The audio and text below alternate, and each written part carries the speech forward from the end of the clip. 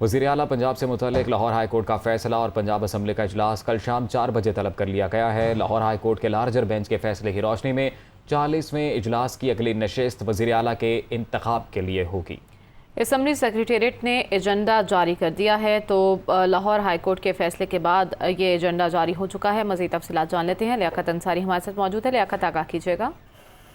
بالکل، Lahore high court نے آج وزیر اعلیٰ پنجاب کے انتخاب کے حوالے سے جو فیصلہ دیا ہے اس کی روشنی میں جو ہے وہ پنجاب اسمبلی سیکریٹریٹ نے ہائی کورٹ کے حکم کے مطابق اجلاس شیڈول جو ہے اس کا جاری کر دیا ہے، اور پنجاب اسمبلی کی جانب سے اس کا باقاعدہ نوٹیفکیشن اور ایجنڈا جاری ہو گیا ہے۔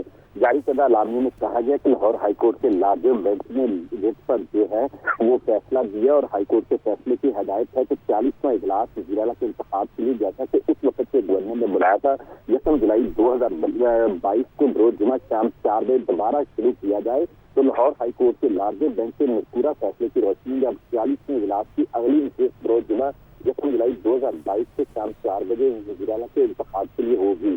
اس حوالے سے اسمبلی سیکریٹریٹ نے باضابطہ نوٹیفکیشن جاری کر دیا ہے۔ بہت شکریہ لیاقت انصاری، آپ نے اپڈیٹ کیا۔